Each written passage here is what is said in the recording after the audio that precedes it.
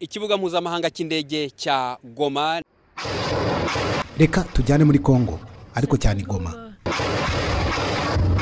Central Goma and a neighborhood emptied save for the sound. Ibintu birasa nkaho byongeye kuba bibi mu mujyi no mu nkengero. Amasasu ararara yumvikana kandi si yo gusa harimo na za bombe. Mu mihanda itandukanye imirambo y'abapfuye iragaragara kandi ni benshi.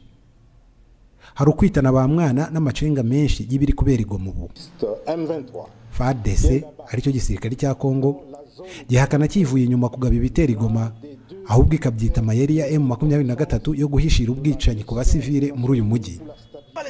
Ariko kandi M23 nayo irashinja ingabo za SADC uruhare mu gitero cyo kugerageza kwisubiza Goma, ndetse yahise izisaba gutaha bwangu izo ngabo za SADC. Ariko se mu by'ukuri ni ibiki biri kubera Goma? Umutekano uri yungana ute? Biragenda gute ingabo za SADC nizidataha? Ikaze kandi handitse subscribe kugira ngo uzajye ubona ubucukumbuzi ku makuru nk'aya n'andi yose utasanga handi. Les débris des bombes et les impacts de balles. Mbere yuko tumenya uko bihagaze, reka tubanze twumve neza ibyo umunyamakuru wa TV5 Monde wibereye Goma. Aha aratangira agira ati Les débris des bombes et les ibisigazwa by'amasasu na za bombe kuri uyu wa gatandatu byari bikigaragara mu mujyi wa Goma mu gitondo. Ni nyuma y'imirwano ikaze hagati y'umutwe wa M23 n'ingabo za Repubulika Iharanira Demokarasi ya Kongo n'indi mitwe bafatanyije irimo Wazalendo. Aha uyu munyamakuru akavuga ko abatuye Goma baramutse nabi cyane. Yahise abaza umuturage nawe ati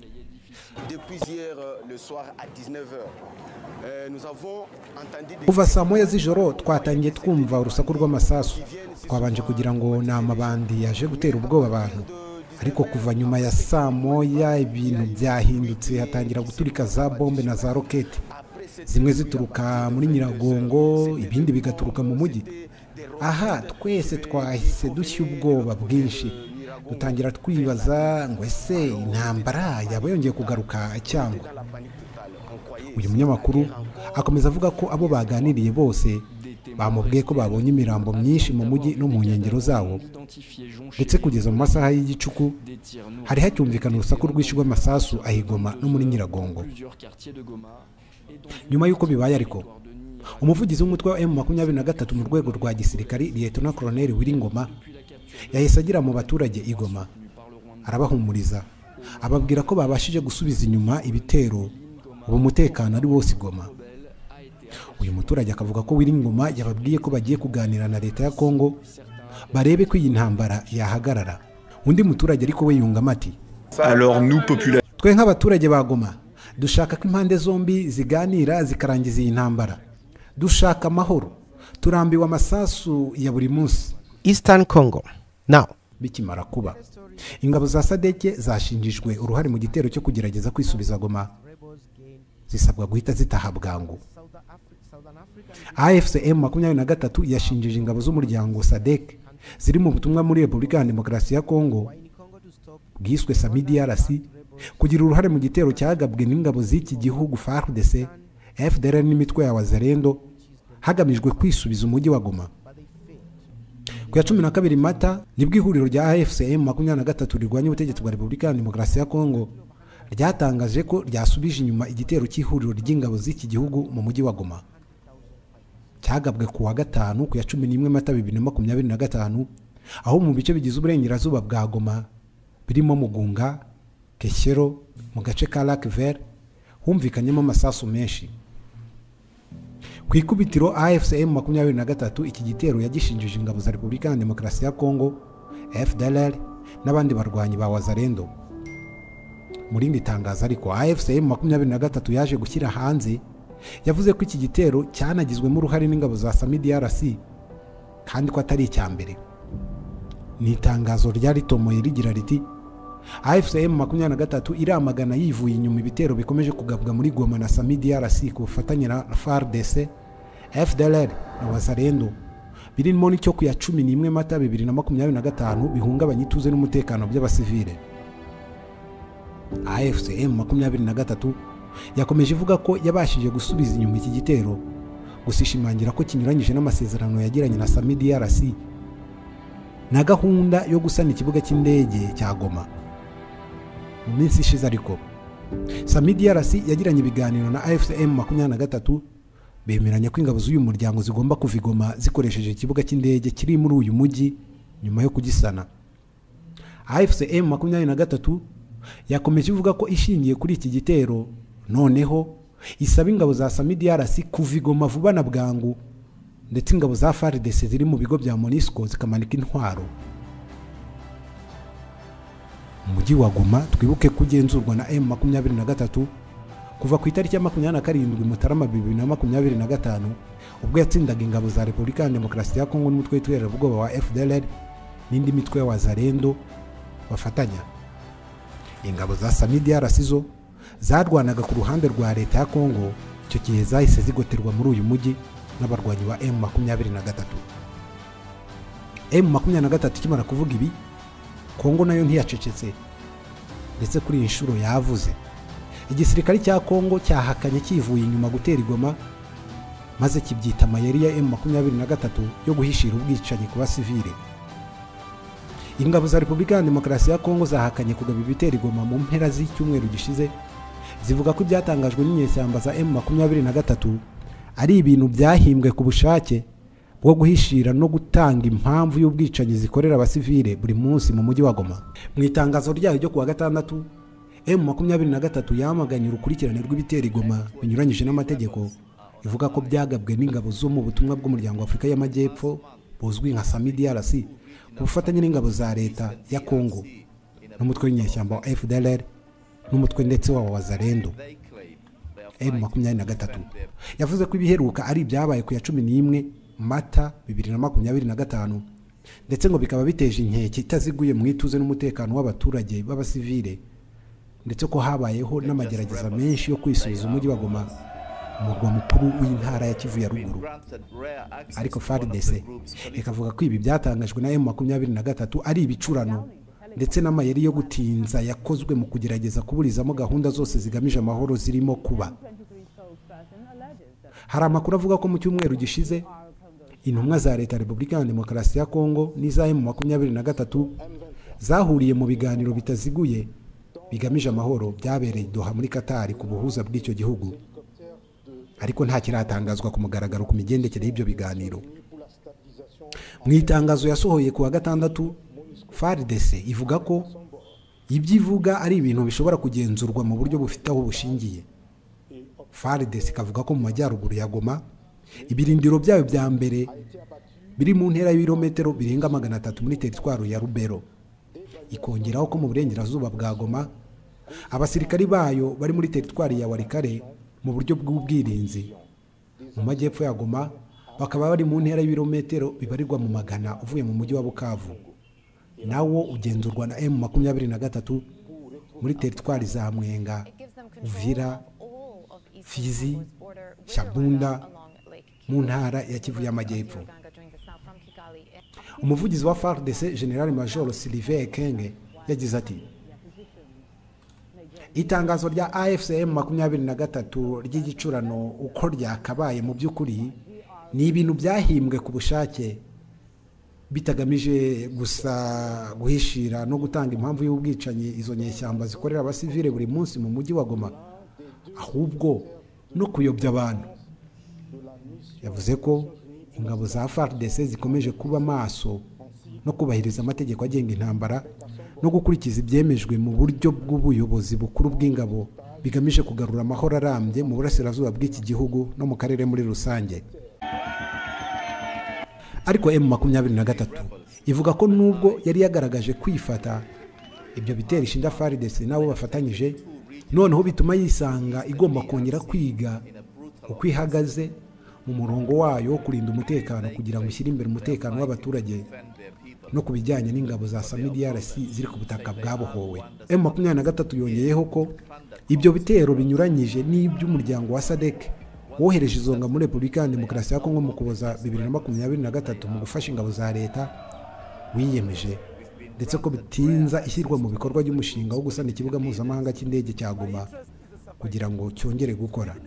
Ikibuga mpuzamahanga cy'indege cya Goma ni ikibuga kinyuraho indege nyinshi, kikaba ari ahantu h'ingenzi kuri Kivu ya ruguru. Aha niho ubutegetsi bwa Kinshasa bwarundaga ibikoresho ndetse n'ingabo ziza kubafasha mu rugamba bahanganyemo nayo mu 23. Iki kibuga mpuzamahanga cy'indege cya Goma cyabaye isibaniro ubwo mu 23 yinjiraga mu mujyi wa Goma tariki 26. Aha baharwaniye iminsi 2, urugamba rurakomera. Impamvu rwakomeye nuko hari ingabo zidasanzwe za Kinshasa cyangwa se za Repubulika Demokarasi ya Kongo bita Lehibu cyangwa se ibihunyira. Hakaba kandi hari n'ingabo z'umutwe urinda umukuru w'igihugu GR. Ku rundi ruhande hari FDLR, wa mutwe w'iterabwoba ugizwe n'abasize bahekuye u Rwanda. Abo bose barafite ibikoresho.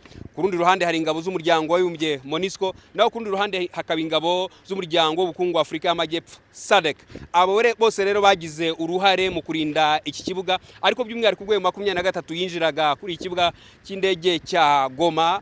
Abo ba Hibu ndetse na GR bararwanye cyane, urugamba rurakomera bimara iminsi 2. Ariko icyo mwakitondera cyane, aha niho hari hashinze imbunda ziremereye, izo bita BM za Katyusha n'izindi mbunda z'imisada. Izo mbunda rero nizo ingabo za Kongo ndetse na FDLR zakoresheje mu kurasa ku Rwanda. Za BM zishinze hariya zarashe ku Rwanda, zica bamwe mu baturage, abandi zirabakomeretsa. Ariko intare za Sarambwe cyangwa se abasore ba 23 bayoboye urugamba kugeza ubwo bafashe iki kibuga, ariko ntibanagifata gusa, ahubwo bafata icyo bita amateka cyangwa bafata mpiri bamwe mu baharwaniraga. Ku buryo amakuru dufite, ingabo za Kongo zigera kuri 480, uwo mutwe w'ingabo zidasanzwe Lehibu ndetse n'abarinda umukuru w'igihugu cya Kongo, bose bakaba barafatiwe ahangaha ko barenga 480, hakaba bategerejwe ikizakurikiraho. Mu mpera y'ukwezi gushize kwa Werurwe 2023, M23 yari yagiranye amasezerano na SAMIDRC agamije gutuma izo ngabo z'ivigoma n'intwaro zazo n'ibikoresho zigasiga intwaro zose za FARDC n'ibikoresho bya FARDC zifite. Hari nyuma y'uko abategetsi ba SADC bemeje ko bagiye gukura ingabo zabo mu burasirazuba bwa Repubulika Iharanira Demokarasi ya Kongo. Abo basirikari bikekwa ko barenga 1000 boherejwe n'ibihugu bya Afrika y'Epfo, Malawi ndetse na Tanzania. Bari mu bigo biri Goma no mu nkengero zayo ahitwa mu Bambiro, aho barinzwe n'umutwe wa M23. Aho bita mu Bambiro, mu birometero 25 uvuye mu mujyi wa Goma, hari ikigo gikomeye cy'ingabo za Afrika y'Epfo, zimwe mu zigize SAMIDRC, ingabo z'umuryango w'ubukungu Afrika y'Amajyepfo SADC, zaje gufasha ubutegetsi bwa Tshisekedi kurwanya mu 23. Ubwo 23 yavaga imasisi na Ngungu irenza ahitwa Sake isatira umujyi wa Goma, ingabo za Afrika y'Epfo zafatanyije n'iza Kongo hamwe na FDLR mu kurwanya umutwe ugizwe n'abanyekongo baharanira uburenganzira bwabo. Amakuru dukesha bari bahari ubwo ibyo byabaga agaragaza ko nyuma yo kotswa umuriro no gupfusha abasirikare benshi abandi bagakomereka, ingabo za Afrika y'Epfo zahise zizamura ibendera ry'umweru, ikimenyetso cy'uko ziretse kurwana. Ikigo cy'ingabo za Afrika y'Epfo kiraha mu Bambiro cyegeranye neza n'ikigo cyahoze ari cy'ingabo za leta, kigizwe n'igice kimwe kifashishwa mu gutanga amasomo n'imyitozo ya gisirikare. Kuri ubu iki kigo kiri mu maboko ya 23 yahafashe imaze gukubita inshuro ihuriro ry'ingabo za Kongo, FDLR, SADC n'abacanshuro. Haracyagaragara ibifaru byatwitse ndetse bigaragara ko hari n'ibyakongokeyemo abantu. Baheza aho kuva M23 ifashe Goma mu mpera za Mutarama uyu mwaka wa 2025. Itangazo rihuriweho ryasohowe na M23 na SADC muri Werurwe rivuga ko impande zombi zari zemeranyije ko SADC izafasha mu gusana ikibuga mpuzamahanga cy'indege cya Goma mu korohereza ingabo za SAMIDRC kuhava. M23 ikavuga ko ibyo bitero byo mu ijoro ryo kuwa 5 rishyira kuwa 6 noneho byatumye isaba igenda ry'ako kanya ry'ingabo za SAMIDRC ndetse ko n'ingabo za FARDC ziri mu bigo by'ingabo zo kubungabunga amahoro za ONU MONUSCO igoma zihita zishyikiriza M23. Iki nacyo kirakomeye. The government of the Democratic Republic of Congo, uretse igisirikare cya Kongo n'indi mitwe bafatanyije irimo Wazalendo, ingabo ziri mu butumwa bw'amahoro bw'umuryango w'abibumbye muri Repubulika ya Demokarasi ya Kongo MONUSCO ziravugwa mu mugambi wo kwambura ihuriro AFC M23 umujyi wa Goma. Reka twibuke gato ko AFC M23 yafashe Goma tariki ya 27 Mutarama 2025. Mbere yaho ingabo za MONUSCO zafashaga iza leta kurinda hamwe n'uwasake binyuze muri operasiyo ya Springbok. ingabo ziri mu mutwe udasanzwe wa MONUSCO FBI nizo zarwanyaga AFCM 23. Twibuke neza kandi ko bari abasirikari ba Afurika y'Epfo, Tanzania na Malawi bagabye ibitero kuri M23 mu myaka y'ibihumbi 2013 kugeza isenyutse. Umuyobozi wa MONUSCO Bintou Keita muri Werurwe 2025 yasobanuriye akanama ka Loni gashinzwe umutekano ko ingabo ziri muri ubu butumwa zahagaritse kurwanya AFCM 23 nyuma y'aho ikibuga cy'indege cya Goma gifunzwe. MONUSCO ubu icumbikiye mu bigo byayo abasirikari ba RDC benshi, abarwanyi bo mu mitwe ya Wazalendo n'abandi. Ku rundi ruhande ariko ingabo z'umuryango wa Afurika y'Amajyepfo SAMIDRC nazo ziri mu nkengero za Goma, nyuma y'aho SAMIDRC hamwe n'ingabo za Repubulika ya Demokarasi ya Kongo, Wazalendo na FDLR bagerageje gukura AFCM 23 Goma mu ijoro bw'itariki ya 11 ishyira ya 12 Mata 2025. Habonetse andi makuru y'uko MONUSCO nayo iri muri uyu mugambi. Amakuru akavugwa ko mu bigo bya MONUSCO cyane cyane cyegereye ikibuga cy'indege hari gutegurirwa umugambi wo kugaba ibitero vuba mu mujyi wa Goma hagamijwe gukuraho abarwanyi ba AFCM 23. Gusa ku itariki ya 13 Mata MONUSCO yahakanye aya makuru isobanura ko nta bitero biri gutegurirwa mu bigo byayo kandi ngo idashobora kwemera ko bitegurirwamo. MONUSCO yasobanuye ko ikomeje inshingano yo kurinda abasivile, kugarura amahoro n'umutekano mu bice biberamo intambara no gushyigikira ingabo za Repubulika ya Demokarasi ya Kongo nk'uko yabisabwe n'akanama ka Loni gashinzwe umutekano.